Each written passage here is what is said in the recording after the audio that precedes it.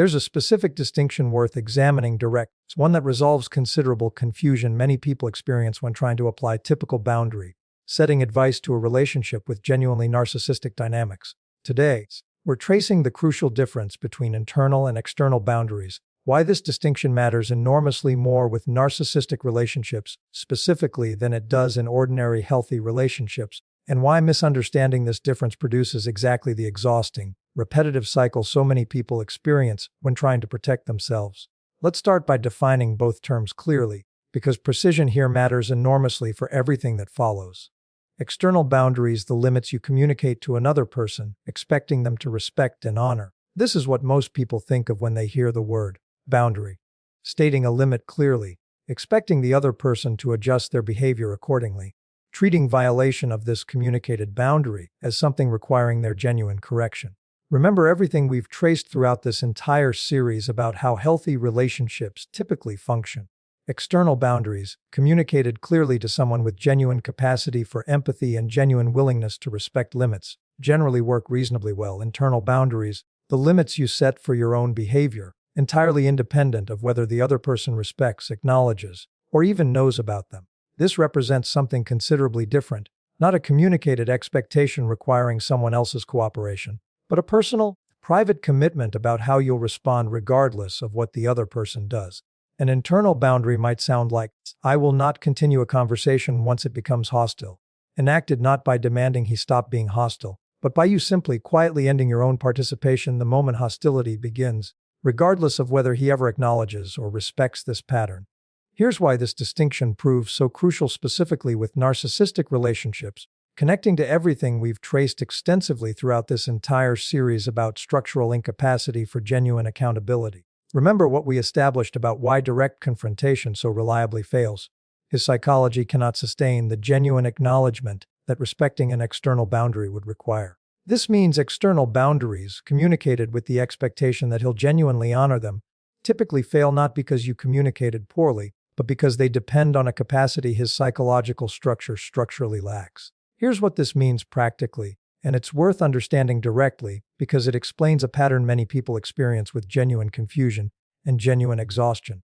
So every time you communicate an external boundary, please don't speak to me that way. I need you to respect my time. You're essentially requesting cooperation from a psychological system that cannot reliably provide it. When the boundary inevitably gets violated, the typical response involves communicating it again, more firmly, perhaps with clearer consequences attached. Essentially repeating the same fundamentally flawed strategy with increased intensity rather than recognizing that the strategy itself, external boundary, setting with someone lacking genuine capacity for respect, was never actually going to work reliably in the first place. Here's why internal boundaries prove considerably more effective and considerably more sustainable specifically in this context. Remember everything we've traced throughout this entire series about detachment being the only thing that actually works. Internal boundaries don't require his cooperation at all. They require only your own consistent, self-directed action, which means their effectiveness doesn't depend on his capacity for genuine respect or genuine accountability. You don't need him to agree not to speak to you disrespectfully. You simply, consistently, remove yourself from the conversation the moment disrespect begins, regardless of whether he ever acknowledges, respects, or even fully understands why you've done this. And this is where internal boundaries begin to change the entire psychological structure of the relationship, because the focus moves away from controlling what he does and toward controlling what you will do when he does it.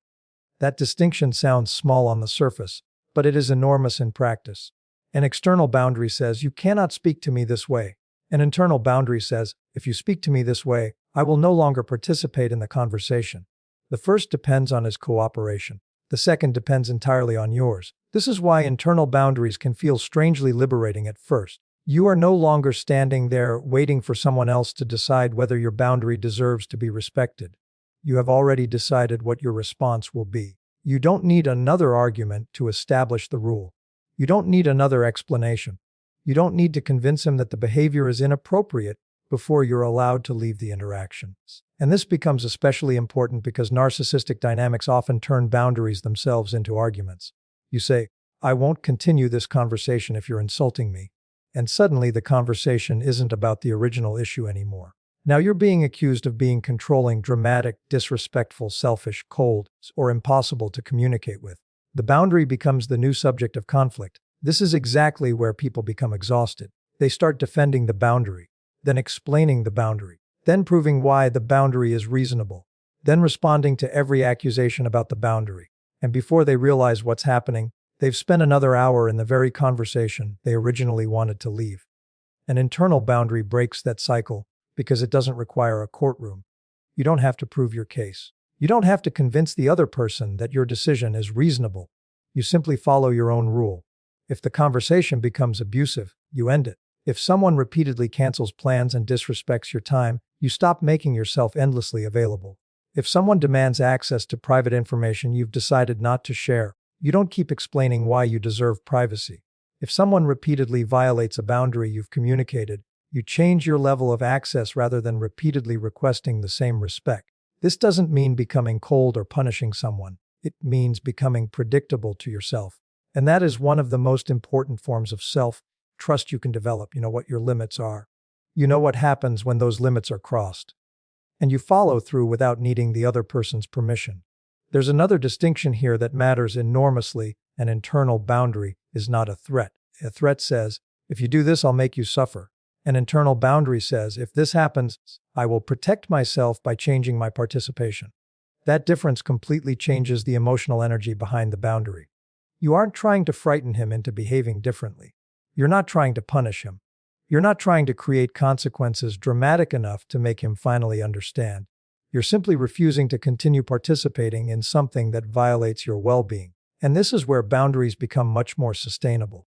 Because if your boundary exists primarily to change another person's behavior, you'll constantly be disappointed when they refuse to change. But if your boundary exists to guide your own behavior, you can succeed every single time you follow through. That doesn't mean the situation becomes easy. It means your sense of power no longer depends on another person's response. Consider something as simple as repeated disrespect. An external boundary might be, you need to stop insulting me. An internal boundary might be, I will end the conversation whenever insults begin. The first statement gives him a task. The second gives you a decision. And the difference becomes obvious the moment the insult happens again. With the external boundary, you're forced into another confrontation. Remember what I told you. Why are you doing this again? I already asked you to stop. Don't you respect me? With the internal boundary, there is nothing to negotiate. You recognize the behavior. You follow the rule. You leave the conversation. That consistency teaches you something extremely important. Your boundaries are real because you enforce them, not because someone else agrees with them. And sometimes this will produce resistance. In fact, resistance can become stronger initially when the old pattern stops working. Someone who has become accustomed to getting extended explanations may suddenly demand even more explanations. Someone accustomed to immediate access may become angry when access is limited. Someone accustomed to provoking a reaction may escalate their attempts when the reaction doesn't arrive. This is why internal boundaries require consistency rather than intensity. You don't need to become increasingly aggressive every time the other person pushes. You don't need a bigger speech. You don't need a stronger warning. You simply need to continue doing what you said you would do. That consistency is what separates a boundary from a wish. A wish says, I hope you stop doing this. An external boundary says, please stop. An internal boundary says, if this continues, I know exactly what I will do. And once you reach that point, something inside you starts becoming quieter. You stop monitoring his mood so closely. You stop wondering whether today is the day he'll finally respect the boundary. You stop preparing 10 different explanations before bringing up a concern. You stop treating every interaction like a negotiation for basic respect. Instead, you observe. An observation creates clarity. If someone respects your boundary, you have information. If they repeatedly violate it, you also have information. Either way, you no longer need to spend endless energy trying to force the outcome. And that leads to perhaps the most important internal boundary of all, deciding what you will do when someone refuses to change. Because boundaries aren't really tested when everything is going well. They're tested when enforcing them becomes uncomfortable. You may feel guilty. You may fear their reaction. You may wonder whether you're being too harsh. You may remember the good moments and question your decision. This is where self-trust matters most. You don't need to become emotionless before enforcing a boundary. You can feel guilty and still leave. You can feel sad and still say no. You can love someone and still reduce their access to you. You can understand their history and still refuse to accept harmful behavior. The presence of guilt doesn't automatically mean you've done something wrong. Sometimes guilt is simply the emotional residue of doing something unfamiliar, especially if you spent years prioritizing someone else's emotions over your own. And once you understand that, internal boundaries stop feeling like rejection and start feeling like self-respect. You're not saying, "You are a terrible person and I must control you." You're saying, "I am responsible for what I allow into my life." That is a completely different position, and it leads directly to the deepest form of boundary work. The boundary between what belongs to you and what belongs to someone else. His anger belongs to him. His disappointment belongs to him. His interpretation of your decision belongs to him. His refusal to understand belongs to him. Your responsibility is your behavior, your choice is your safety, and your well-being. Once you stop taking responsibility for emotions you didn't create, internal boundaries become much easier to maintain. And that is where real detachment begins to develop, not when you stop caring about people, but when you stop believing that caring requires you to abandon yourself. And this is where internal boundaries become something much deeper than a relationship technique. They become a completely different way of relating to yourself. Because once you stop measuring your boundaries by whether another person accepts them, you begin realizing that your life does not have to be negotiated with anyone who refuses to respect you. This is the point where many people experience a major shift. They realize that the boundary was never supposed to be a speech. It was supposed to be a decision. You don't need to announce every boundary. You don't need to explain every boundary. And you certainly don't need to repeatedly defend a boundary that someone has already demonstrated they don't intend to respect. Sometimes the strongest boundary is simply changing your behavior. You stop answering immediately. You stop discussing certain subjects. You stop sharing vulnerable information with someone who repeatedly weaponizes it. You stop attending conversations that always become hostile. You stop trying to resolve arguments that have no genuine resolution because the other person is committed to winning rather than understanding. And sometimes, when the pattern becomes severe enough, the internal boundary becomes distance itself. This is where people sometimes misunderstand boundaries and think they are supposed to be a tool for maintaining every relationship at any cost. They're not. A boundary doesn't guarantee that a relationship can continue. Sometimes a boundary reveals that the relationship cannot continue in its current form, and that realization can be painful. Because you may have hoped that once you finally communicated your needs clearly enough, the other person would understand. You may have believed that if you explained the consequences calmly, they would recognize what they were risking. You may have thought that your love would make them take the boundary seriously. But a boundary doesn't create capacity where capacity doesn't exist. It reveals capacity. Someone who genuinely cares about maintaining a healthy relationship may not respond perfectly every time, but over time they can listen, reflect, adjust, and respect your limits. Someone who consistently treats your boundaries as obstacles to overcome gives you different information. And you don't need to keep collecting evidence forever. This is one of the hardest lessons for people who are naturally empathetic. They often believe that understanding someone's reasons should change their response to the behavior. I know why he acts this way. I know he had a difficult childhood. I know he's afraid of abandonment. I know he's insecure. I know he doesn't mean it the way it sounds. Understanding can be valuable, but understanding is not the same thing as permission. You can understand why someone behaves destructively and still decide that you won't remain available for it.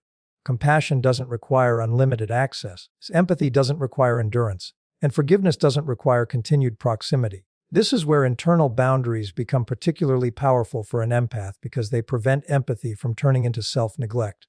You can recognize someone's pain without taking responsibility for fixing it. You can understand their insecurity without allowing them to control you through it. You can recognize that they're struggling without volunteering to become the place where their struggle is repeatedly discharged. And this creates a healthier form of compassion. Instead of saying, "Because I understand your pain, I have to stay," you begin saying, "Because I understand your pain, I can wish you healing without sacrificing my own." That is maturity. And it is also freedom. Another important internal boundary is refusing to participate in endless explanations. This one can be difficult because narcissistic dynamics often create an intense desire to finally be understood. You think that if you can just explain your feelings in the right words, perhaps the other person will finally see what they've done. So you try again. You explain the timeline. You explain the context. You explain your intention. You explain how their behavior affected you. You answer their objections. Then another objection appears. Then another. Eventually, you're exhausted and somehow the original behavior has disappeared completely beneath layers of argument. Internal boundaries allow you to recognize when the conversation has stopped being productive. You don't have to finish every argument. You don't have to answer every accusation. You don't have to correct every distorted statement. And you don't have to convince someone who is committed to misunderstanding you. Sometimes saying less is not weakness, it's clarity. There is also an internal boundary around emotional availability. Not everyone deserves unlimited access to your deepest feelings simply because they ask for them. If someone repeatedly uses your vulnerability against you, you are allowed to become more selective. You can remain kind without remaining completely exposed. You can remain warm without becoming emotionally available to everyone. And you can protect your private inner world without feeling guilty about it. This is particularly important because emotional information can become a source of leverage in unhealthy relationships. The more someone knows about what you're afraid of, what you desperately want, what makes you feel insecure, or what you're most emotionally attached to, the more opportunities they may have to influence you if they choose to use that information destructively. Healthy intimacy requires vulnerability, but healthy vulnerability also requires trust. Trust should be earned through consistent behavior, not granted automatically because someone claims to love you. And this leads to another internal boundary: believing patterns more than promises. A person can say, "I'll never do that again." You don't have to argue with them. You don't have to accuse them of lying. You simply observe what happens next. If the behavior changes consistently, that's information. If it doesn't, that's information too. You allow reality to answer the question instead of spending all your energy trying to predict the answer. This is one of the greatest forms of emotional detachment because it removes you from the exhausting role of constantly interpreting words. You don't need to decode every message. You don't need to analyze every mood. You don't need to determine whether the apology was genuine based solely on the emotion in their voice. You can watch what happens afterward. Consistency tells you more than intensity ever will. And perhaps the deepest internal boundary is this: you stop making your self-worth negotiable. No person's rejection determines your value. No person's approval creates your worth. No accusation becomes a fact simply because it was spoken with confidence. No insult becomes a description of who you are. No person's inability to love you properly becomes evidence that you were unlovable. Once that boundary becomes solid, manipulation loses one of its most powerful entry points. Because manipulation often succeeds by convincing you that you need something from the manipulator: their approval, their forgiveness, their affection, their acceptance, their validation, their return. But when you stop making your identity dependent on those things, you become much harder to control. And that's ultimately what internal boundaries give you. Not control over another person. Control over yourself. You can't force someone to respect you, but you can decide what you will do when they don't. You can't force someone to communicate honestly, but you can decide whether you'll continue engaging in dishonest conversations. You can't force someone to take accountability, but you can decide whether you'll keep offering opportunities that require accountability they repeatedly refuse to provide. You can't force someone to become healthy, but you can decide how close you will stand to their unhealthy behavior. That is the difference between trying to manage another person's psychology and managing your own life. And once you understand that distinction, boundaries become much less exhausting. You stop building boundaries as walls designed to keep another person under control. You build them as doors that you control. You decide who gets access. You decide how much access they receive. You decide what behavior causes the door to close. And you decide whether it ever opens again. Not out of revenge. Not to punish. Not to make someone chase you, but because your life belongs to you. And perhaps that's the final lesson worth carrying from this entire discussion. A boundary isn't powerful because someone else agrees to it. A boundary is powerful because you are willing to honor it yourself.